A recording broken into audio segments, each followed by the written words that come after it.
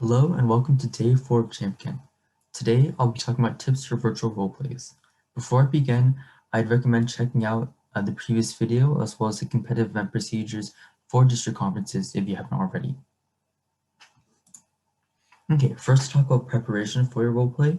So I'd recommend practicing the submission process beforehand using Zoom, Google Drive. So this includes setting up your Zoom and Google Drive accounts, setting up your Zoom meeting, filming and recording, sharing the invite with any team members if that applies to you.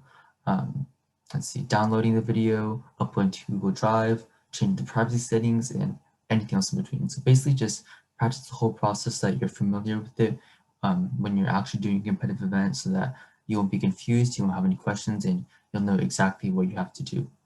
And again, the team leader will be the one who's going to be actually downloading the video, uploading to Google Drive, and submitting on the website. So if you're doing a team event and you're not the team leader, you probably don't have to worry about this as much, but make sure that your team leader does practice, that they'll know what to do. Also, I recommend practice actually doing the recorded roleplay itself on Zoom. So you can find tons of roleplay prompts online to practice with.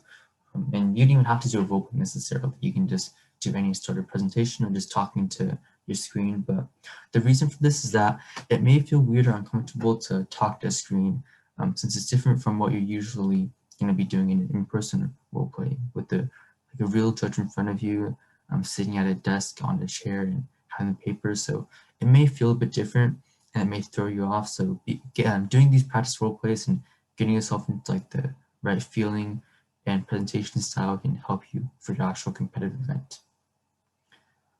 If you're a returning member, this is especially helpful since you may be used to doing an in-person role play with the judge and you might be a bit thrown off by the virtual setting. So this will help you get kind of readjusted to a different type of role play format. If you're a new member, obviously this will still be helpful because you're practicing the style of the presentation you're going to give, and practice in general is just very helpful. I'd also like to mention that the focus of the role play is definitely not at all about your technology. So don't worry too much about sound quality, camera quality, whether your visuals are artistic enough or anything like that. But rather just focus on your content and presentation like you would in a traditional in-person roleplay setting. Just try to make sure that your sound quality is at least like listenable, you're able to understand what you're saying. It's okay if it's a bit muffly or scratchy, as long as you're able to actually understand and hear the words. It doesn't have to be like crystal clear quality. Just make sure that it's at least passable, basically. Also, I recommend to give yourself time to read the prompt and create any visuals or notes beforehand. This may sound a bit like obvious or intuitive, but you may want to give yourself extra time, more than you'd usually prepare for. So in a traditional role play, you might have like 30 minutes for a team event and well, even less time for principals and individual series events. So you may not, when you're scheduling your time and when you're going to record the role play and submit it, try to give yourself a bit of extra time to go over the prompt and create any visuals or notes, since there's no set time constraint for your preparation time. You may feel a bit less rushed and it may take you a bit more time. So just don't have that mindset of, oh, it's only going to take me 15 minutes because that's how it usually works. So just give yourself enough time and don't rush yourself. Okay, now when you're presenting, try to make eye contact, especially at the beginning of a role play, but also throughout. So eye contact is kind of a misleading term in this case. A better term would be eye to camera contact, but this basically just means to look at your camera, since your camera is going to be what's recording you and saving the video, and the judge is going to be watching that video from the camera's perspective. So if you make eye contact with the camera, it will kind of stimulate eye contact with the judge, which is what you want to be doing in a role play. Also, don't read off of a script. So you're allowed to screen share and use visuals, but don't have like a teleprompter or another device off to the side with a script of 1,000 words that you're just going to read off of. This isn't the intent of a virtual roleplay, and it's not going to score you a lot of points for your communication and 21st century skills. Think of a virtual roleplay just as pretty much the same as a traditional in-person roleplay, just virtual. So you won't be able to use like a teleprompter or a full-on script in a traditional roleplay. So just don't use it here. Also, if you're going to be screen sharing on your Google Docs or Microsoft Word, I'd recommend to minimize or close any unnecessary windows, tabs, applications, and or notifications. This will, well, first of all, it will help your computer if computer is struggling to keep up with Zoom, or if it's being slow since you have all these like tabs or applications open, but also it will help your screen share be more concise and on point, and there won't be any distracting things that anyone looking at it may get distracted by. If you have a lot of tabs open that you don't want to necessarily get rid of, you can use an application called OneTab.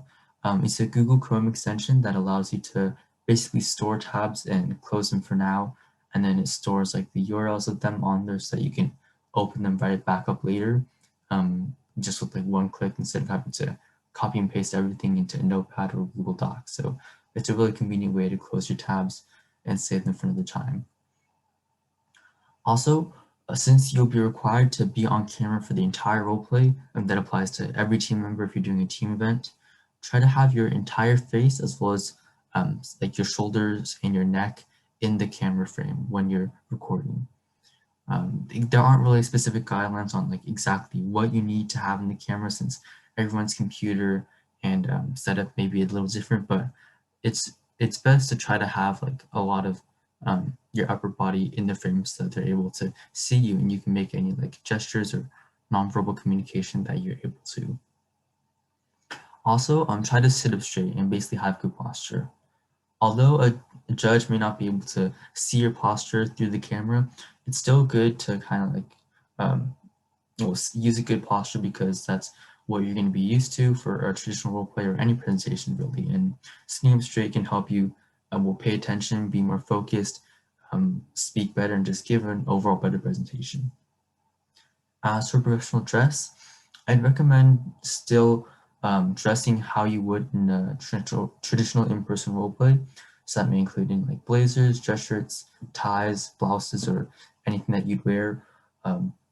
One tip I have for this is that you may not necessarily have to wear something that won't be on the screen. So like shoes, dress shoes or high heels or whatever you usually wear, if they're uncomfortable and you don't want to wear them, then well, I'd recommend not to, unless you're the type of person who wants to like get the same feeling or sensation of wearing those clothes that will help you like feel like you're doing a role play in a business presentation that you're used to doing in DECA. If this doesn't apply to you, then you don't have to wear these those like outfits or articles that won't be shown on the screen. So just focus on like your upper body, but again, just try to make sure that whatever is being shown is professional. When you're presenting and doing your virtual role play, try to have a good sense of lighting that's basically like in front of you. So whether that's natural lighting or that's like a lamp or whatever lighting that you have in your room, try to make sure that it's in front of you and that it illuminates your face. If you're sitting in a position that where there's lighting behind you, like if you're sitting in front of a window and the window's open and it's bright outside, that may cause the lighting to be a bit harsh, and it will kind of mess up the look by like harshening the outside and making your face less visible. So just if you have any lighting behind you, try to close out or cover it up and make sure that there's good lighting in front of you. If you're working in a team event, make sure to polish your cues. So what that means is that in a traditional in-person role play, when you're sitting with your team members, well, if you're doing a team event, obviously, you may have like some kind of cues that make like tapping to the person, tapping their feet, or making like a specific gesture or saying a word or anything that lets them know that you want them to stop or that you want them to say something or anything along those lines. So since you won't be sitting together for this virtual role play, everything's done on Zoom. You may not be able to do the same like nonverbal cues that you're used to. So figure out some method of communication between you and your partner or partners that works for you. So this can be like a text message, or you can even use the Zoom chat as long as it doesn't show up on the recording, or anything that lets them know whatever message that you're trying to get across that you usually do. When you're presenting, make sure to present with energy and enthusiasm in both your voice and your face. So This goes along the lines of nonverbal communication, which is extremely important in a virtual roleplay where a lot of the other aspects of nonverbal communication are kind of cut off, like like a lot of aspects of what you're speaking and any hand motions that may be a bit hard to see on the Zoom camera. So speaking confidently and enthusiastically will just it will enhance your overall communication and it will help you score those points on your 21st century skills. Lastly, if you're using the screen share utility, try to have a large font size that's similar to what you would have you were presenting like a Google Slides if you're doing a written project or just any type of presentation that someone would be looking at your screen for. Remember that they're going to be watching this video and it's pretty much going to be the exact same format as what you're seeing. So if there's a very small font on your screen and it's a bit hard to see, it's going to be hard for them as well. So just try to have a large enough font size that's visible. I'm not going to give you an exact number and it kind of depends on the font itself, but just keep it large enough. Don't have a super small font. Here's some more general tips that apply to role plays that may not necessarily be specific to virtual role plays, but I still think are very helpful. So when you begin your role play, you want to introduce yourself by saying your name and position, and of course, smiling, making eye contact, and saying hello.